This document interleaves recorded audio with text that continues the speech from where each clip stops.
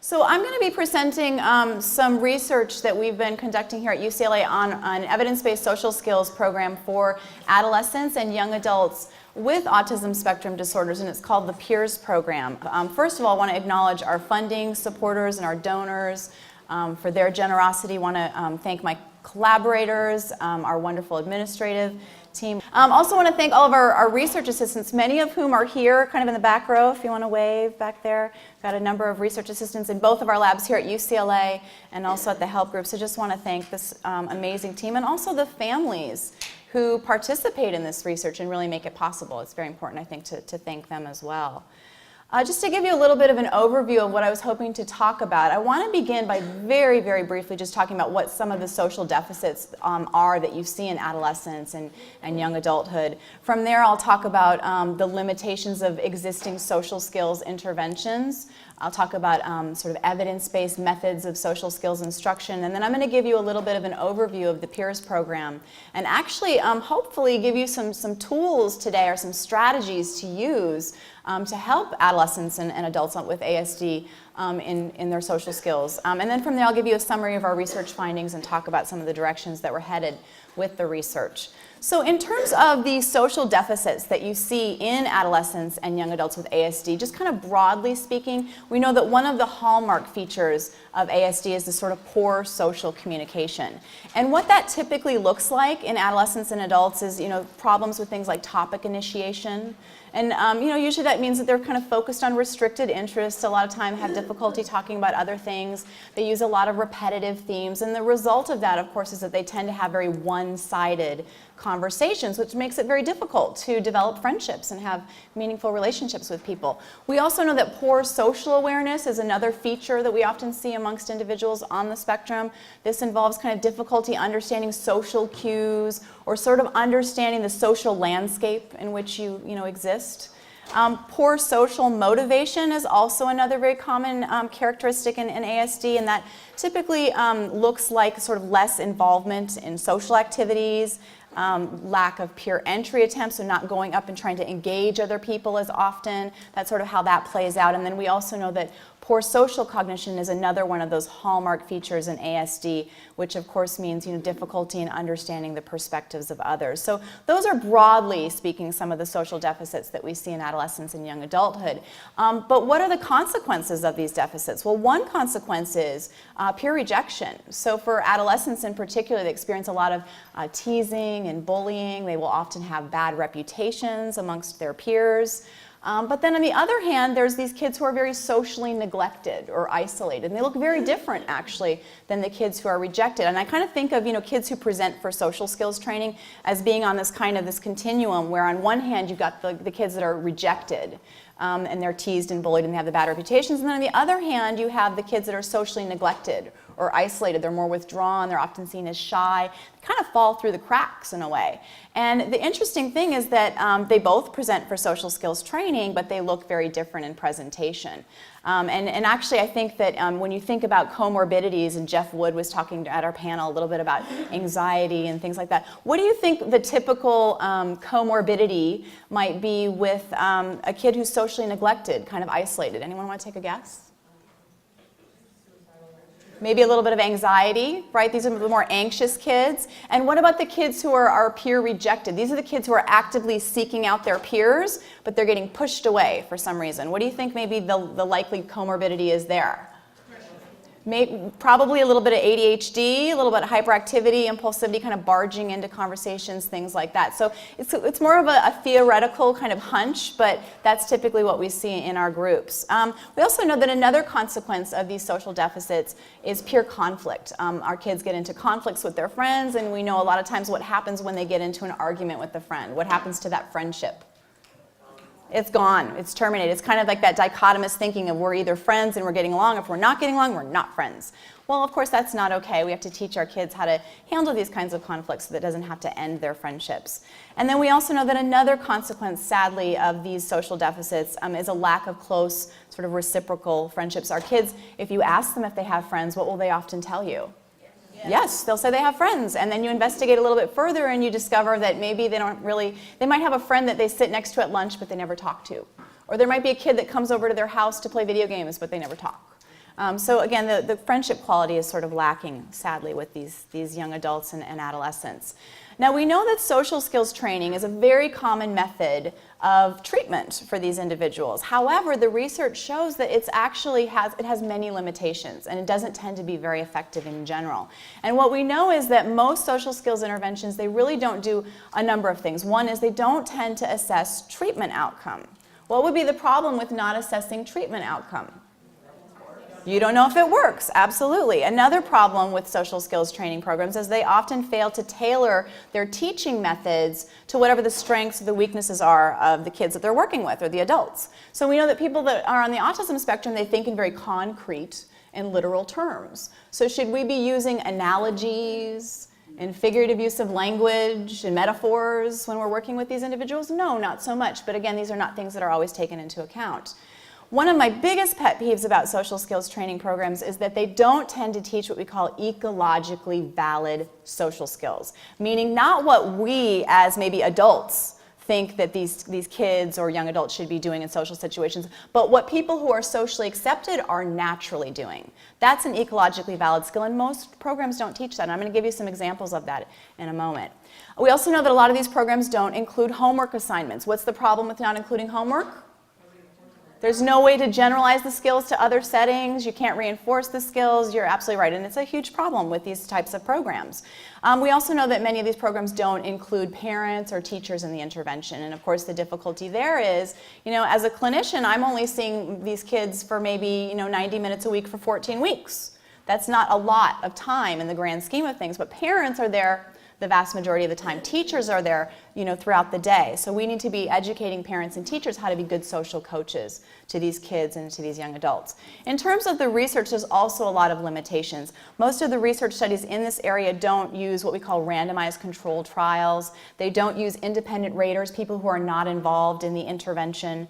They don't use what we call active treatment controls. So that would be comparing one intervention to another intervention.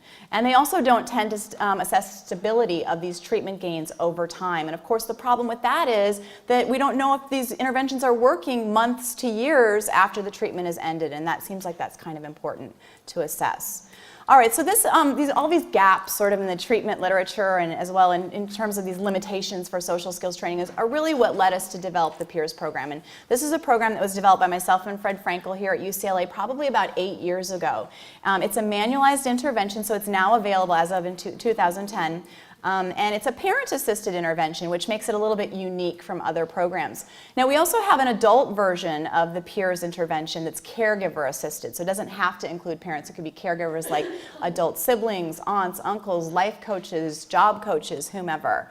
The focus of PEERS is really on friendship skills. We're trying to teach individuals to learn to make and keep friends, and we're really addressing some of the core deficits in ASD. What makes the program unique is that it's actually teaching ecologically valid social skills. We had to scour the research literature to figure out what are people who are socially accepted doing in these various social situations and how can we teach that. It's a 14-week curriculum for adolescents, 16 weeks for young adults, 90-minute weekly sessions, and we do have evidence to support the effectiveness of the programs for teens in middle school and high school as well as young adults with ASD. Now, what we use in this program are all evidence-based methods of instruction. So if you were going to go out and develop a social skills program, this is sort of the recipe that you want to follow. This is what the research says is actually effective. The first is that you want to be teaching social skills in a small group format, typically 7 to 10 group members. Now, why would you want to teach social skills in a small group format? You need a place to practice, right? And I know, but a lot of times social skills are taught, in individual therapy or in little dyads, and this tends to be a little bit less effective than a small group format. We also know having concurrent parent sessions is also an evidence-based method of instruction. The reason you want to include parents in particular is that they can actually do a number of things to assist their adolescent or their young adult. They can help to expand their social opportunities, help them get involved in extracurricular activities, for example, where they could meet potential friends. They can provide social coaching during teachable moments, and they can also assist with homework compliance. One of the things you want to do is assign homework each week to practice these skills, and parents can help to make sure that that happens. Didactic instruction is another effective method of instruction. To be able to provide sort of concrete rules and steps of social etiquette makes it far easier for individuals on the autism spectrum to take these abstract sort of social behaviors and make them a little bit more understandable to them. So we want to have structured lessons, and we want to teach these lessons using a very Socratic method of instruction. So you're not just giving them, you're not lecturing to them, that's boring. You're going to be asking questions in a certain way that's going to elicit a certain answer, and you're going to basically be kind of giving them the answer, but getting them engaged in the process and making it seem as though they or their peers are generating these rules and steps of social etiquette.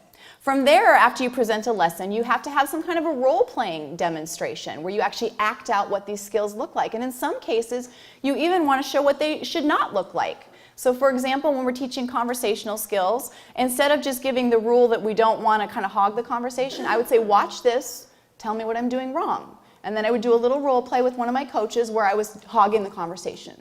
And then I would time out and I'd say, what did I do wrong? And they'd say, well, you didn't let that person talk. And I'd say, that's right, I was being a conversation hog. One of the rules for having a two-way conversation is don't be a conversation hog. And I would write that on the board. Now, did I generate that rule or did my students generate the rule? The teens in that case generated the rule. And they're more likely to buy into this if they or their peers have generated these rules. So role-playing demonstration is very, very important. From there, it's not just enough to present a lesson and do a role play, but then you need a behavioral rehearsal. They have to practice this skill in the session with you where you're giving them performance feedback through coaching. And that's very essential. But even more essential than that is that they need to practice these skills outside of the session. It doesn't really matter ultimately that they can use these skills in the session with you. It's can they use them outside in the real world. That's where it really counts. And that's where the homework assignments come in, and that's where the parent assistance is very helpful. So in terms of giving you an overview of the curriculum and peers, we begin the program with conversational skills. We talk a lot about having a two-way conversation. We talk about verbal as well as nonverbal communication. From there, we get into electronic communication, things like text messaging, instant messaging, online safety, cyberbullying. We talk about choosing appropriate friends, so peer groups that exist in school, kind of finding extracurricular activities where we might meet other people that have similar interests to us. We get into peer entry strategies. How do you go up to a group of kids and join their conversation? Then how do you assess whether you're accepted, and if you're not, how do you exit that conversation? Also, how do you organize get-togethers with friends? That's how close friendships are developed. Our kids need to know how to do that. These are not play dates anymore. These are adolescents and adults, and they need to know how to organize these kinds of things on their own. So we need to teach them how to do that. We talk about good sportsmanship, and then also in our adult program, we talk about dating etiquette. Okay, I never thought in a million years that I would be teaching people how to date. That seems crazy. My husband says it's like the blind leading the blind. But I'm married, and he married me, so I don't know what he's talking about. We also talk about peer rejection and peer conflict and how to handle situations of teasing and bullying and that sort of thing. And then in our adult program, we also talk about peer pressure. So that's sort of the formula for what we teach in peers, and you have an idea of how we sort of, our teaching methods involve these evidence-based methods of instruction. So I want to give you some clinical examples. So I wanted to talk about this idea of peer entry. This is a really important skill in meeting new people, okay, is entering conversations. But before I give you the ecologically valid skill, I want to ask you a question. What do you think that most teens and young adults are told to do when they're trying to meet like a new group of people? What do we tell them to do? Introduce yourself. And what else? And go say hello. We always say go up and either introduce yourself or go say hello. Could you imagine a teenager at some get-together party going up to another group of teens and saying, hi? Or going up and, hi, I'm Liz. Is that what teens do? No, that is not an ecologically valid skill. And yet, every single group of teens that I ask, and young adults, what they're told to do, that's what they're told to do. Go up and say hi, or go up and introduce yourself. That's not ecologically valid. So we have to teach them what people naturally do. Now, before I give you the ecologically valid skill, again, what do you think that most teens and young adults with ASD do to kind of enter conversations? They just interrupt. And what do they talk about? Whatever they want, right? Whatever they're interested in. Okay, again, not ecologically valid. Okay, this is what's ecologically valid. And maybe you all do this. I probably should have done this talk before lunch, actually, because you guys could use this. But hopefully you all know to do this already. You're probably doing it and you don't even realize you're doing it. This is what people do to enter conversations. They watch the conversation and kind of listen to it. And what are they listening for? the topic, right? They're trying to figure out what people are talking about. They're trying to figure out, too, if they have anything to contribute to the conversation. And you don't do this by staring at the person, right? That's clearly eavesdropping, even though that's what you're really doing. You're maybe using a prop or something. You're looking at the program, or you're using your phone, something like that. But you're listening to the conversation. And you maybe look over periodically, kind of make eye contact. Then you wait for a little bit of a pause in the conversation because you don't want to interrupt. Or maybe they look over at you or something like that. And then you move closer and you make a comment or you ask a question that's on topic, right? Okay, that's how it's done. That's an ecologically valid skill. We can teach that to kids on the spectrum, right? We broke this down using very concrete steps that they can understand. And then we're going to demonstrate that for them. And then they're going to practice that. We also need to teach them how to assess whether or not somebody's interested in talking to you. Again, these are those social cues that we talk about that seem so abstract, but they're not really that abstract, actually. Think about it. How can you tell if somebody's interested in talking to you? Okay, imagine if it's a group of people, they're usually a group of people, they talk in a circle. Have you ever noticed that? Okay, what do they do with the circle when they want to talk to you? They open the circle, right? And they kind of face you. They're facing you. What do they do with the circle if they don't want to talk to you? They close it. They give you what we call the cold shoulder. These are things that we can teach our kids to look for, signs, social cues. Are they looking at you? Are they talking to you? Are they facing you? It's not that complicated, and we can actually break this down for them. So that's one of the ecologically valid skills we might teach in peers. Another one relates to peer pressure. Okay, so in this case, this is actually something we teach in our adult group. It could also relate to our adolescent groups, except a lot of our adolescents are pretty socially isolated and not really being pressured into anything yet, so it's something we've really focused on more in our adult groups. But let me ask you the question. What do you think that most teens and young adults are told to do when they're faced with peer pressure? Just say no. Very good. Okay, it's like the Nancy Reagan era, back in the 80s, just say no. Okay, first of all, just imagine that. If someone just said, they offer you something you don't want, and you're like, no. Could you, that's basically what they're saying to do in just say no, is like, no. Okay, so we have to teach them how to say no a little bit nicer than that, but that would not be ecologically valid. But what do you think, here's an interesting question, what do you think that most teens and young adults do in response to peer pressure? What do?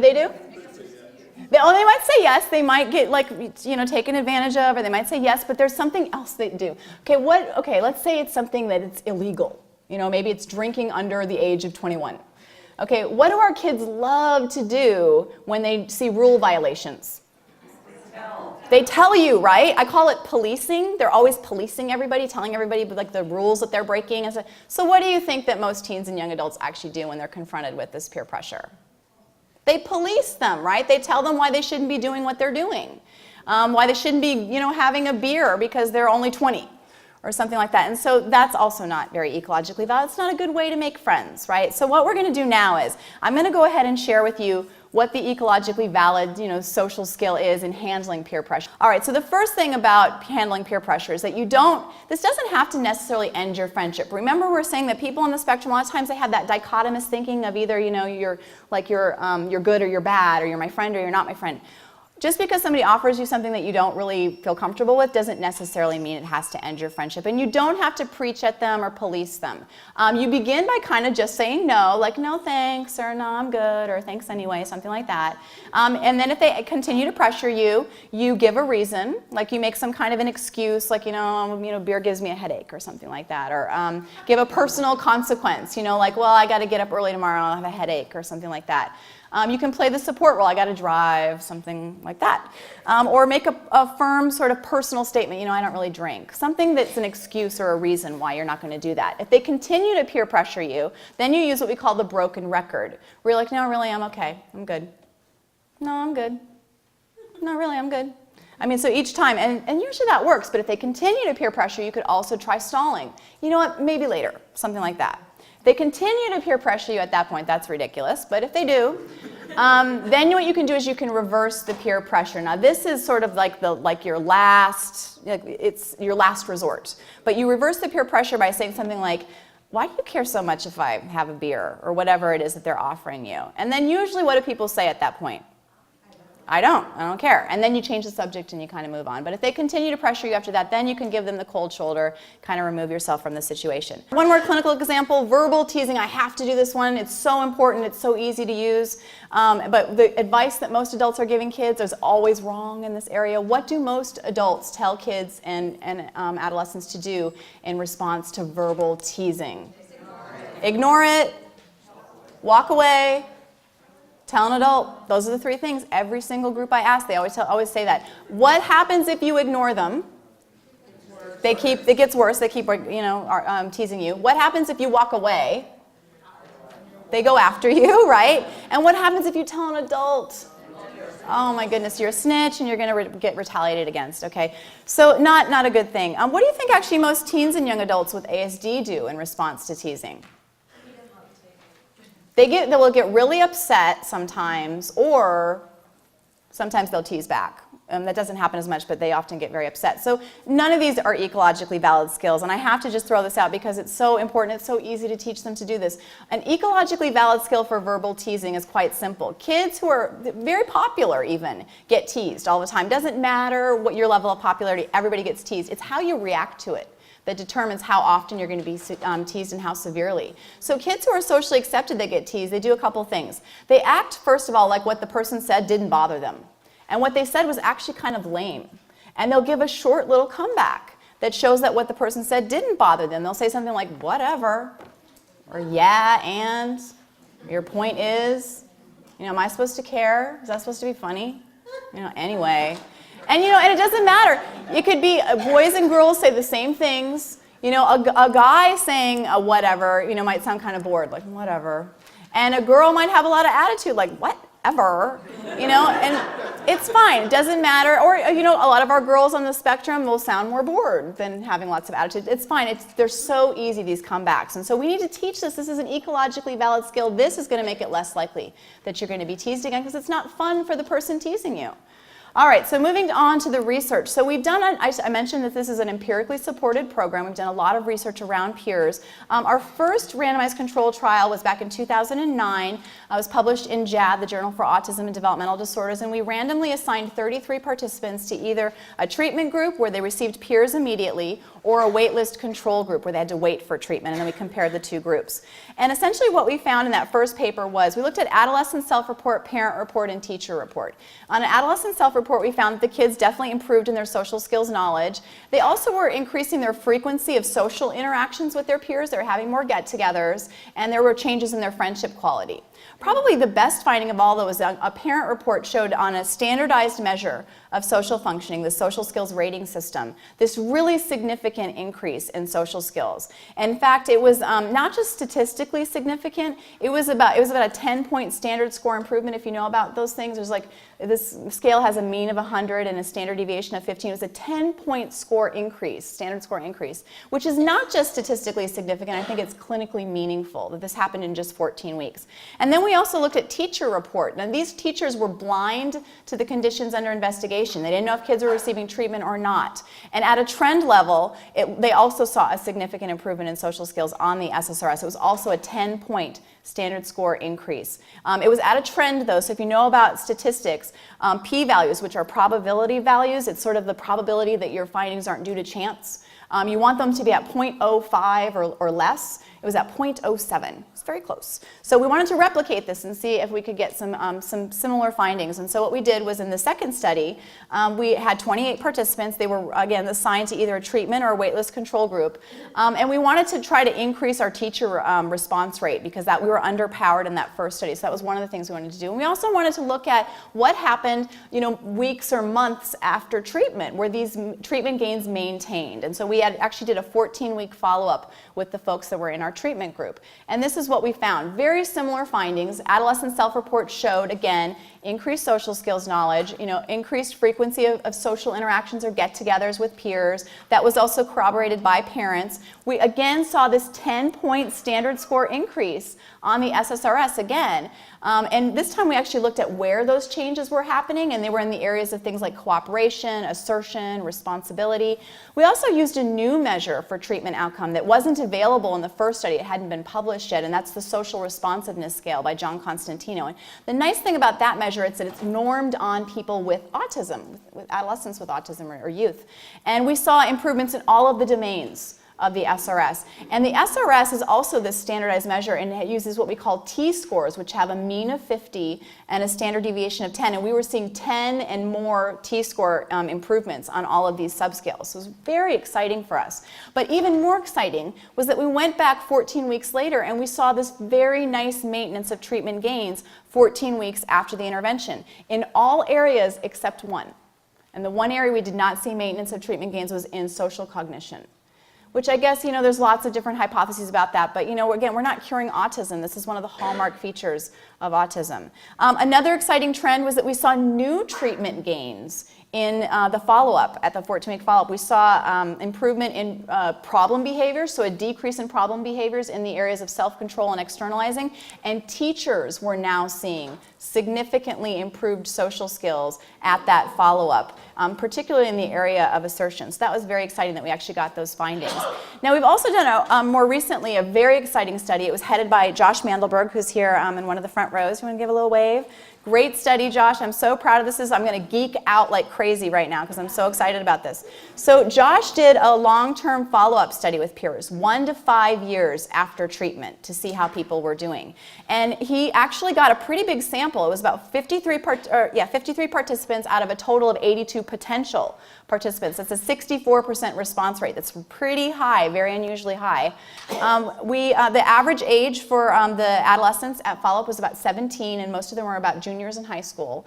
The average time to follow-up was about 29 months, so at 2.5 years after the intervention. There were no differences, by the way, between the participants that responded and participated in the treatment versus those who did not from their baseline scores. So this is what we found, essentially. So remember that measure that I told you about, the social skills rating system? It's kind of considered to be the gold standard for assessing social functioning. I don't know if it really is. It's just kind of what we have.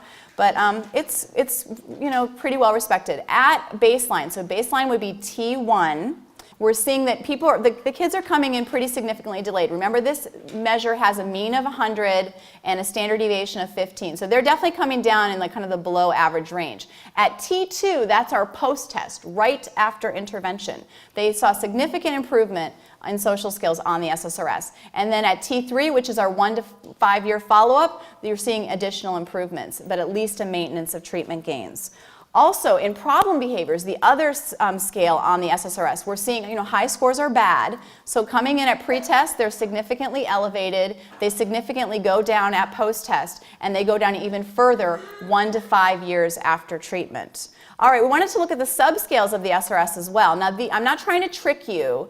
These are raw scores, but the only reason I'm presenting raw scores is because there's no standard scores on the SSRS subscales. So what we're seeing here is the blue represents the pretest, red represents the post-test right after the intervention, and the green is the 1 to 5 year follow-up. And we see a very nice trajectory here. Everything is moving in the direction that it should. Cooperation, assertion, responsibility, self-control, internalizing, externalizing, it's all moving in the direction that we want to, and it's significant.